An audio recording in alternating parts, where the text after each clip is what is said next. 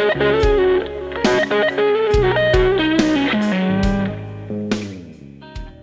everyone, welcome to the best 5 minutes. Special guest today, Ben. Gearing. That's me. How you doing? Good. So Ben, you were a bass player for the smash hit band Gira. For a month. Yeah, a whole Tell month. us. I was recruited originally as a sound technician, and then I decided to play bass, even though it's my third instrument. Of course. What is your second? My second is the recorder. Okay. Learned that in 6th grade. Pretty good at it. Yeah. Pretty good art. Yep. So, and then later I decided I just wasn't a good enough fit for Gira, so just They left. departed you. Yeah. Yeah. No one said anything. I was. No one knew. I don't think either of us knew that I had left for about a full month, and then all of a sudden they got a new bass player. Well, there you have it, people. Yeah. That's the story. So yeah, there's the Sticking to it. backstory on Ben, so now you know Ben. Yeah. So, Max and Ben have been doing a jam session on some new music. Yeah.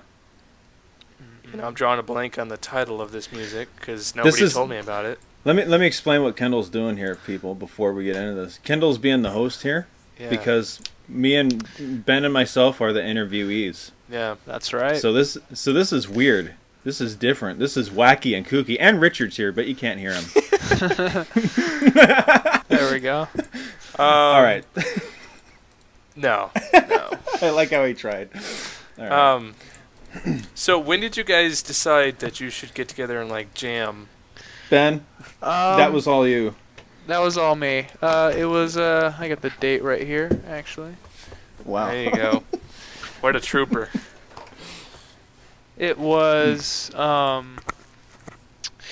May 8th, 2013. I was sitting listening to some music, and I had a revelation that I wanted to do a new project, heavily influenced by Glenn Hughes, so I gave Max a call, several calls until he answered, and he answered. I linked him some videos and told him, now this is what we're going after. He said, okay. And, because we both have an insane man boner for Glenn Hughes. Oh yeah, Absolutely. Yeah. I can dig on that. He might be perfection. Mm-hmm. I would say that's a good word. If not, he's damn near close. It's exactly right. Glenn Hughes, everybody. Link in the description. Yeah, link in the description. For those who are not blessed with the knowledge. So of course I was like, yes, Ben, I will do this with you. And then it came down to well, what exactly should we do? Should we do a song or an album? It was like, well, we got to do an album if we're gonna do this. It was an obvious choice. Yeah. And it was just went from there. What's up, Kendall? What's your next thing? Well, I have a question. Don't worry. Okay. Here we go. Just keep cranking them out. Magic of editing. Yeah. So how long have you been developing this? I guess, no, that's already been answered, huh? May 8th. Yeah, May 8th was the first day. How So close it's are you to been, finishing said album? We're Well- how many songs in writing?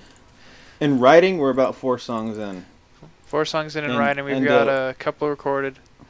Yeah, a couple recorded, or at least beginning to record. We should be Yeah. finishing that up in a day or two. Sweet. Which, once that first one is done, people on the channel here will be able to hear that. So. Oh, nice. Are you guys gonna? Are you gonna publish the album and? Yeah. Yep, yeah. full package. Yeah. So this is if you guys want to hear, the name of the project is Sound Train. By the way. There you go. That's what I've been trying to get at without you go. awkwardly asking what's the name of the Yeah. project that I'm supposed to be talking about. Yeah. And if you guys want to hear this thing when it's done, we will be putting it on CD Baby, iTunes, and Amazon. Really? And, Nice. Yeah, and you can purchase it, probably. We haven't designated a price or anything like that yet, but it will be available. For sure. Yeah, to you, the fans. And of course, we're getting a Facebook going. of course, it's all sort of just starting now. Yeah. But if you want to go and follow the band on the Facebook, you can. And of course, Ben and I also have the Twitter, and we also do the Reverb Nation and all that, or we will be once we have some music to share. Yep. Yeah. Kendall? Yes. So, Max, how long have you been playing music?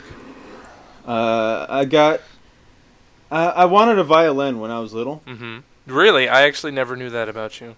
Yeah, I really wanted a violin. I think for like my 7th birthday. Yeah.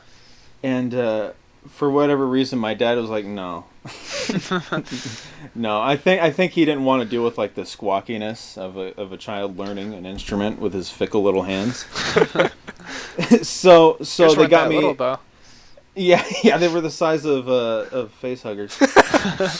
Very good. So that Christmas, which would have been my 7th Christmas, they got me an electric guitar. I think because an electric guitar without an amp is quiet. Yep.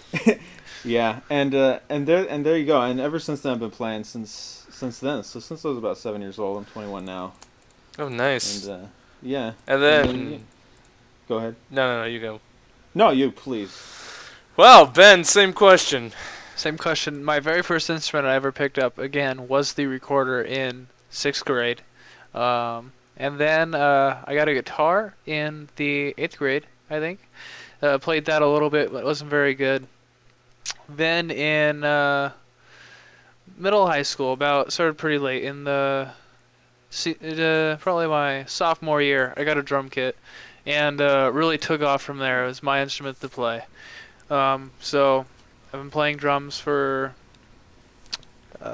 7 years now, I think. Oh, nice. Yeah, yeah. The thing about Ben as a drummer is, I've known a lot of really good drummers throughout my life.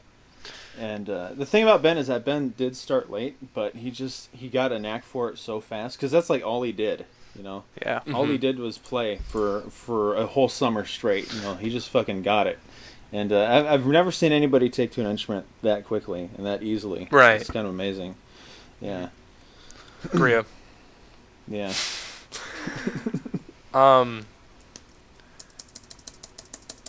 Questions. Yeah. Woo! What are our sponsors? What are your sponsors? My sponsors are Frito-Lay, Dr. Pepper. Are you really sponsored by Frito-Lay?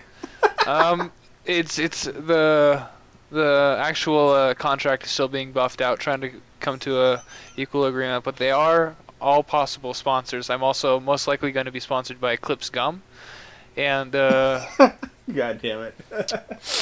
Dude, that's awesome. That's all I'm looking for right now. More sponsors He just to wants come. food. Well, like I can talk to some folks at Frito-Lay. I know a guy who knows some people. That'd be great. Actually, I know some guys in the Pepsi Corp. I know like the head regional Pepsi Corp guys because they randomly came into the gas station I work at the other day, and I was just like, "Oh, hey, you look like you're important. I should shake your hand." Nice. As long as Ben gets food. Yeah. Right. Yeah. That's all I do For is free. consumable products for my sponsors. I just buy my own all my own equipment. I like to move around on the equipment back and forth between brands, but I know what I want when it comes to consumable items. There you go. So that's what I focus on for my sponsors. What's been your inspiration throughout your musical careers? You can go first, Ben. I'm gonna let you go first. I gotta mull this over. All right. I don't know. I really liked my first record that my dad ever got me when I was really little was Deep Purple, Machine Head. Oh, wow. And I really liked that. I took to that. And I learned that pretty much when I got my first guitar because that's all I knew about music. And then I really liked the Beatles a whole lot. I'm a self-professed Beatles nerd and faggot. There we go.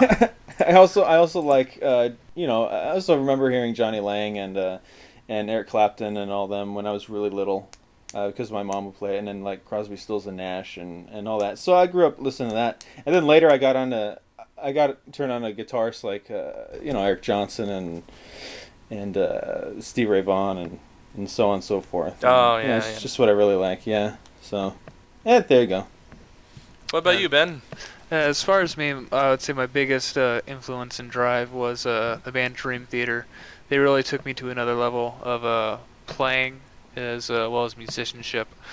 Um, After that, a pretty big influence on me was Ronnie Montrose, actually. Oh Just yeah. Rest in peace. all of his playing. Yeah. And pretty much those were the main two things that really spoke to me as far as musically. And Ringo. Yeah, Ringo. Well, that's Yeah. that's a given. I mean, none of us would be here without Ringo. Yeah, without Ringo, we would still be in the dark ages, as far as I'm Yeah. concerned. Yeah. I mean, the Who obviously was a big deal for me from a drumming aspect. Yeah. But yeah, that's about it for me. Nice. What's the most difficult thing you encounter when performing? Go ahead, Ben. I went first on the last one, girl. All right.